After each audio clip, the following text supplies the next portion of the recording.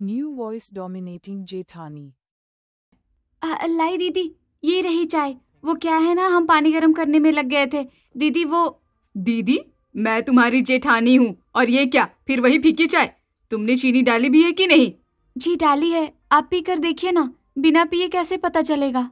झूठ, साफ पता चल रहा है। जाओ दोबारा बना कर लाओ। और हाँ, इस बार ध्यान से बनाना। मैं कलेक्टर हूँ, कोई आम आदमी नहीं। उड़ती चिड़िया के पर गिन लेती हूँ। बड़ी आई। सूरज उगते ही शर्मा हवेली में हलचल शुरू हो जाती थी, लेकिन ये हलचल खुशी की नहीं बल्कि डर की होती थी, क्योंकि कलेक्टर जेठानी पूरे घर को अपना दफ्तर समझती थी और घर वालों को नौकर। सास देखती है कि सुमित्रा की आंखें भर आई, लेकिन वो चुपचाप वापस रसोई में चली गई। माँ जी, आपकी दवा का समय हो गया। हाँ बहू, दे दे। न जाने कैसे भूल गई। वैसे तू ठीक है? तभी वहाँ जेठानी आ जाती है। उसको क्या होना है? भली चंगी है, लेकिन आप, कितनी बार कहा है कि समय पर दवा खा लें, लेकिन नहीं, आपने तो कसम खा रखी है। अरे आपकी लापरवाही से कहीं कोई समस्या हुई तो मेरी रेपुटेशन पर असर पड़ेगा। समझ रहे हैं ना, कलेक्टर हूँ मैं। हाँ बेटा, ले लेती हूँ। ले लेती हूँ नहीं, अभी लीजिए। और हाँ, डॉक्टर की अपॉइंटमेंट कल है, समय पर तैयार रहिएगा। सास सिर झुकाकर हाँ कह देती है। इस घर में तो मैं मेहमान से भी बदतर महसूस करती हूँ। 70 साल की सास के साथ रीता का ये व्यवहार सबको अखरता है, लेकिन कहे कौन? उम्र के साथ साथ उनकी आंखों में डर भी साफ दिखाई देता था। तभी वहाँ पास में रहने वाली ननद आ जाती है। भाभी, क्या कर रही हो? वो खूंसट घर में तो नहीं है ना? शुक्र है कि रीता ने ननद रेखा की बात नहीं सुनी होती है। अरे रेखा, तुम कब आई? और ये कैसा ड्रेसअप है? इतना मेकअप क्यों लगाया है तुमने? भाभी, अभी मेरा इंटरव्यू है। वो क्या है ना, मेरी एक कॉल आई थी गूगल से। इंटरव्यू? किसने कहा तुमसे जॉब करने को? तुम्हारी शादी हो चुकी है, अब घर संभालो। ये सब फैशन वैशन मत करो। लोग क्या कहेंगे कि कलेक्टर की ननद नौकरी करती है। अपनी नहीं तो कम से कम मेरी इमेज का तो ध्यान रखो। अरे कलेक्टर हूँ मैं।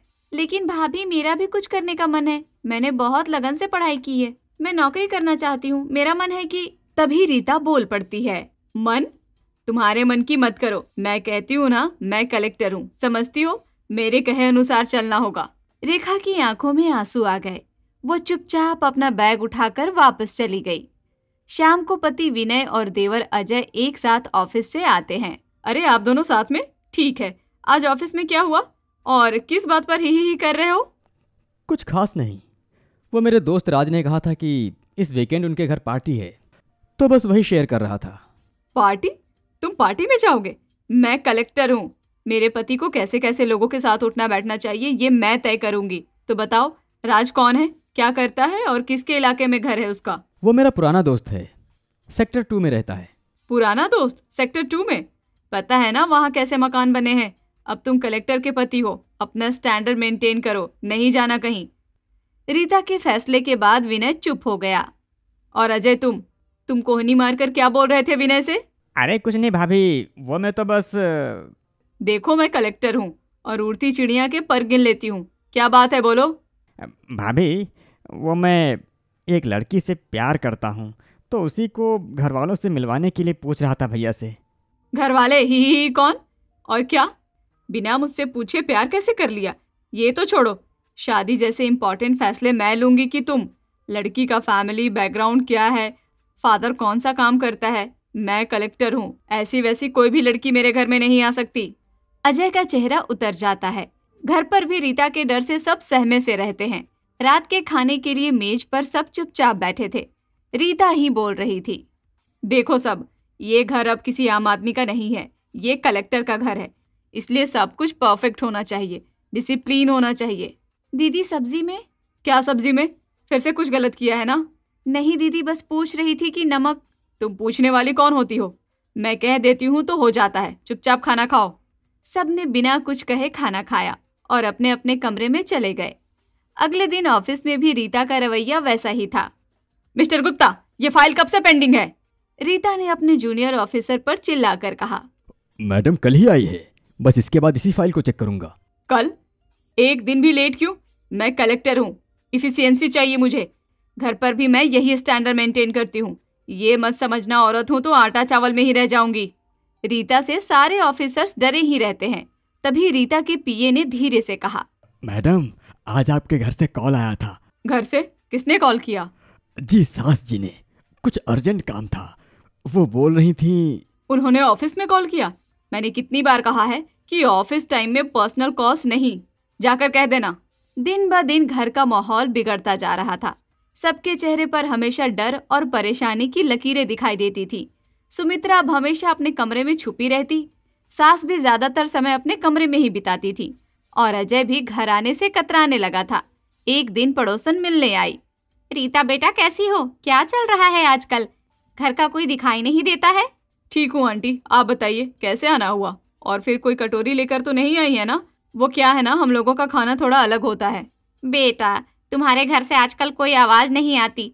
पहले तो हंसी खुशी की आवाजें आती थी, तो सोचा मिल आऊं। सब ठीक तो है ना? आंटी, हम लोगों की लाइफस्टाइल ही बदल गई है। मैं कलेक्टर हूँ ना, डिसिप्लिन होना जरूरी है। अब आम लोगों के घर और हमारे घर में अंतर तो होगा ना? क्यों? हाँ, लेकिन परिवार तो परिवार होता है ना बेटा, चाहे कलेक्टर का हो या चपरासी का। क्यों? आंटी, आप घर जाइए, मेरे पास काम है। वैसे भी जिसे चपरासी और कलेक्टर में अंतर समझ में ना आए, ऐसे गंवार से मैं क्या ही बात करूं। सास देखती है कि कैसे उसके पुराने दोस्तों को बहू बेइज्जत करके बाहर निकाल रही है। बहू, पता है इन्होंने तेरे पति को चलना सिखाया है। हमारी पुरानी दोस्ती है, ऐसे बात नहीं करनी चाहिए। रहने दीजिए बहन जी, मैं समझ सकती हूँ। पड़ोसन उदास होकर चली जाती है, लेकिन रीता के कान में जू तक नहीं रेंगती। एक शाम रीता ने देखा कि सब लोग अलग अलग कोने में बैठे थे। कोई किसी से बात नहीं कर रहा था। क्या बात है, सब इतने क्वाइट क्यों हैं? कुछ नहीं, बस तुम बताओ। बस क्या, साफ साफ बताओ। रीता, कभी कभी लगता है कि हमारे घर में खुशी ही नहीं है। खुशी? खुशी का मतलब है चिल्लाना? तो चिल्लाओ गरीब मंडली की तरह। मैं यहाँ डिसिप्लिन मेंटेन करती हूँ, यही सही तरीका है। लेकिन प्यार भी तो होना चाहिए। हर वक्त घर पर कलेक्टर बनकर रहना ठीक नहीं है। प्यार व्यार बकवास है, रिस्पेक्ट और डिसिप्लिन ही सब कुछ है। रीता ये बोलकर वहां से चली जाती है। सबने सुना लेकिन कोई कुछ नहीं बोला। कुछ दिन बाद रीता को अचानक तेज बुखार आता है। डॉक्टर ने कहा कि ये डेंगू फीवर हो सकता है और कंप्लीट बेड रेस्ट की जरूरत है। विनय, ऑफिस में इन्फॉर्म कर दो कि मैं कुछ दिन घर से काम करूंगी। लेकिन डॉक्टर ने तो कंप्लीट रेस्ट कहा है। सोचना तुम्हारी छोटी ही रहेगी। मैं कलेक्टर हूँ, पता है ना, आराम कैसे कर सकती हूँ। विनय कुछ नहीं कहता है। वो वहां से चला जाता है, लेकिन बुखार इतना तेज था कि रीता को बेड पर ही रहना पड़ा। दिन भर रीता बिस्तर पर पड़ी रही। उसे प्यास लगी तो उसने आवाज लगाई, सुमित्रा, पानी लाओ। लेकिन बाहर से कोई आवाज नहीं आई। रीता फिर चिल्लाती है, माँ जी, कोई है? अरे कहाँ मर गए सब? धीरे धीरे उसे एहसास हुआ कि घर में कोई नहीं है। सब अपने अपने कामों में व्यस्त थे। शाम को जब विनय आता है तो रीता ने शिकायत की, दिन भर किसी ने पूछा तक नहीं कि मैं कैसी हूँ। अरे पूछना तो छोड़ो, एक गिलास पानी देने वाला कोई नहीं था। कोई तुमसे क्यों पूछेगा? तुमने तो कभी पूछने का मौका ही नहीं दिया। सब तो डरते हैं तुमसे बात करने से। डरते हैं? क्यों भला, क्यों डरते हैं? मैं क्या चुड़ैल हूँ जो मुझसे डरते हैं? क्योंकि तुम हमेशा कलेक्टर बनकर रहती हो। घर में प्यार नहीं, सिर्फ डर है। और तुमने ही तो कहा था डिसिप्लिन। कोई तुमसे दिल की बात तक नहीं करना चाहता इस घर में। विनय ये बोलकर वहां से चला जाता है। अगले दिन रीता की तबीयत और बिगड़ गई, इतनी कि उसे हॉस्पिटल जाना पड़ा। देखिए, पेशेंट को कंप्लीट केयर और सपोर्ट की जरूरत है। फैमिली का साथ बहुत जरूरी है। वैसे भगवान की दया से तो भरा पूरा परिवार है आपका। जी, वो तो है। अब रीता ध्यान देने लगती है कि लोगों का उसके प्रति क्या व्यवहार है। लेकिन जब रीता ने अपने परिवार को देखा तो सब मजबूरी में आए हैं ऐसा लग रहा था। कोई भी सच्ची चिंता नहीं दिखा रहा था। सुमित्रा ड्यूटी की तरह आकर खड़ी रह गई। कुछ चाहिए दीदी? तुम यहाँ खड़ी क्यों हो? बैठो यहाँ पास में। नहीं दीदी, खड़े रहना ठीक है। वो क्या है ना, जाना है, जरा जरूरी काम है। अब रीता को एहसास हुआ कि वो कितनी अकेली है। वहीं हॉस्पिटल में नर्स ने देखा कि रीता अकेली और उदास लग रही थी। आप तो इतनी बड़ी कलेक्टर हैं, आपके साथ कोई नहीं है? फैमिली कहाँ है? सर तो बता रहे थे कि भरा पूरा परिवार है आपका। रीता बहाना बना देती है। वो क्या है ना, घर पर है सब, कामकाज में बिजी हैं। लेकिन आप बीमार हैं, अभी तो फैमिली का साथ होना चाहिए। वो बगल वाली को देख रहे हैं, उनका परिवार कभी उन्हें अकेला नहीं छोड़ता। बहुत रोते हैं कि वो जल्दी ठीक हो जाए। आपके लिए रोने वाला भी कोई नहीं है। खैर, ये सुनकर रीता की आंखें भर आईं। पहली बार उसे एहसास हुआ कि कलेक्टर होना ही सब कुछ नहीं है। पास के बेड पर एक औरत के साथ उसका पूरा परिवार था। सब प्यार से बात कर रहे थे। देखिए, हमारी मम्मी को कुछ नहीं होगा। डॉक्टर साहब ने कहा है कि जल्दी ही ठीक हो जाएंगी। काश मेरे साथ भी कोई इस तरह से प्यार से बात करता, लेकिन शायद। रात को अकेले हॉस्पिटल के कमरे में रीता ने बहुत सोचा कि वो क्या गलती कर रही है। मैंने सबके साथ कैसा व्यवहार किया है। हमेशा कलेक्टर बनकर रही, कभी पत्नी, बहू या बहन बनकर नहीं रही। उसे याद आया कि कैसे उसने सुमित्रा को हमेशा डांटा था, कैसे सास से कभी प्यार से बात नहीं की थी, कैसे अजय के प्यार का मजाक उड़ाया था। रीता को अब बहुत बुरा लग रहा था। मैंने तो अपने आप को सबसे ऊपर रखा है, परिवार की फीलिंग्स को कभी इंपॉर्टेंस नहीं दी। सारी गलती मेरी ही है, पर पता नहीं अब मैं ये गलती सुधार सकती हूँ कि नहीं। अगली सुबह जब विनय आता है, रीता के आंख में आंसू थे। विनय, मैं कैसी पत्नी हूँ? विनय चौंका कि ये रीता को क्या हो गया। ये क्यों पूछ रही हो? क्या हो गया? सब ठीक तो है? हाँ, सब ठीक है, बस तुम सच कहो प्लीज। रीता, तुम बहुत अच्छी कलेक्टर हो, लेकिन सच सच बोलो। कभी अगर सच में तुमने मुझसे प्यार किया हो तो बोलो ना प्लीज। लेकिन कभी कभी लगता है कि घर में कलेक्टर रहती है, पत्नी नहीं।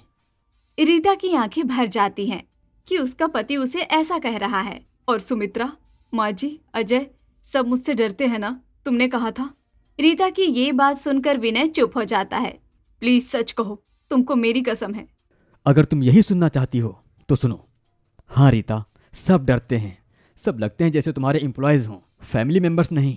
तीसरे दिन जब रीता घर वापस आई तो उसने गौर किया कि सब अपना काम कर रहे थे, लेकिन कोई खुश नहीं लग रहा था। सुमित्रा चुपचाप खाना बना रही थी, सास अकेले बैठी थी, अजय भी अपने कमरे में था। सुमित्रा, यहाँ आओ। सुमित्रा डरते हुए आती है। जी दीदी। बैठो यहाँ। नहीं दीदी, खड़े होकर सुन लेती हूँ, बोलिए क्या बनाना है। आज कुछ नहीं बनाना, प्लीज बैठो, मैं तुमसे बात करना चाहती हूँ। सुमित्रा संकोच से बैठ जाती है। मैं तुमसे सॉरी कहना चाहती हूँ। सुमित्रा चौंक जाती है। दीदी क्या हो गया, सब ठीक है? हाँ, मैंने तुम्हारे साथ बहुत गलत व्यवहार किया है, हमेशा डांटा है, कभी प्यार से बात नहीं की, मुझे माफ कर दो। सुमित्रा की आंखें भर आती हैं, लेकिन वो कुछ नहीं कहती, वहां से चली जाती है। उसी दिन रीता सास के पास भी जाती है। माँ जी, मैं आपसे माफी मांगना चाहती हूँ, मैंने आपको सबसे ज्यादा परेशान किया है। सास भी ये सुनकर चौंक जाती है। क्यों बेटा, अचानक क्या हो गया? मैंने आपके साथ बहू की तरह व्यवहार नहीं किया, हमेशा कलेक्टर बनकर रही, आपकी फीलिंग्स को कभी नहीं समझा, हो सके तो छोटा समझकर माफ कर दीजिए। सास की आंखें भी नम हो जाती हैं। बेटा, तुम सक्सेसफुल हो, इसमें गलत क्या है? माँ जी, सक्सेस का मतलब ये नहीं कि परिवार को भूल जाऊं, आप मेरी माँ हैं, सर्वेंट नहीं। मैं अपने किए पर शर्मिंदा हूँ। शाम को रीता ने अजय को बुलाया। अजय, तुम जिस लड़की को लाइक करते हो उसके बारे में बताओ। अजय हैरान रह जाता है। अरे नहीं नहीं भाभी, मैंने उसे छोड़ दिया, आप चिंता ना करें, आपकी रेपुटेशन में कोई दाग नहीं आएगा मेरे कारण। नहीं, मैं सुनना चाहती हूँ, मैंने पहले गलत कहा था, मैं खुद तुम्हारी शादी करवाऊंगी, मुझे माफ कर दो भाई। ये सुनकर तो अजय की खुशी का ठिकाना नहीं रहा। रेखा को भी रीता ने फोन किया। रेखा, तुम्हारा इंटरव्यू कैसा रहा? पर भाभी, आपने तो मना कर दिया था। मैं गलत थी, तुम अपना करियर बनाओ, मैं सपोर्ट करूंगी, हो सके तो पूरा घर मुझे माफ कर दो। रेखा खुशी से रो पड़ती है। अगले कुछ दिनों में घर का माहौल बदलने लगा। रीता ने अपना रवैया पूरी तरह बदल दिया। अब वो ऑफिस से आकर सबसे प्यार से बात करती, सुमित्रा से पूछती कि क्या मदद चाहिए, सास के साथ बैठकर चाय पीती। विनय, आज तुम्हारे दोस्त की पार्टी है ना, चलो मैं भी चलती हूँ, बीवी को बुलाया है कि नहीं? विनय को यकीन नहीं हुआ। सच में तुम चलोगी? हाँ, मैं भी मिलना चाहती हूँ तुम्हारे दोस्तों से। क्यों माँ जी? धीरे धीरे घर में फिर से हंसी खुशी आने लगी। सुमित्रा अब घर में खुलकर हंसती थी, सास भी खुश लगती थी। अजय ने अपनी गर्लफ्रेंड प्रिया को घर लाया। भाभी, ये प्रिया है। रीता ने बहुत प्यार से स्वागत किया। आओ बेटा बैठो, कैसी हो? प्रिया हैरान थी क्योंकि अजय ने कहा था कि भाभी बहुत स्ट्रिक्ट है। थैंक यू भाभी जी, आप बहुत अच्छी हैं। अब तो तुम भी इस घर की सदस्य हो। माँ जी, कैसी लगी प्रिया? एक नंबर। एक शाम पूरा परिवार साथ बैठकर चाय पी रहा था। बहुत दिन बाद ऐसा माहौल था। मैं सबसे कुछ कहना चाहती हूँ। सब चुप हो गए। मैंने बहुत गलत किया है, मैं सक्सेस के नाम पर अपने परिवार को भूल गई थी। पोजीशन का मतलब ये नहीं कि रिलेशनशिप को इग्नोर कर दे। रीता, तुम अब समझ गई हो, बस यही काफी है। नहीं विनय, मुझे सबसे सॉरी कहना चाहिए। मैंने सबके साथ गलत किया है। दीदी, अब सब ठीक है। आप इतनी अच्छी हो गई हैं, यही बहुत है। सास ने आशीर्वाद दिया। बेटा, यही तो फैमिली है।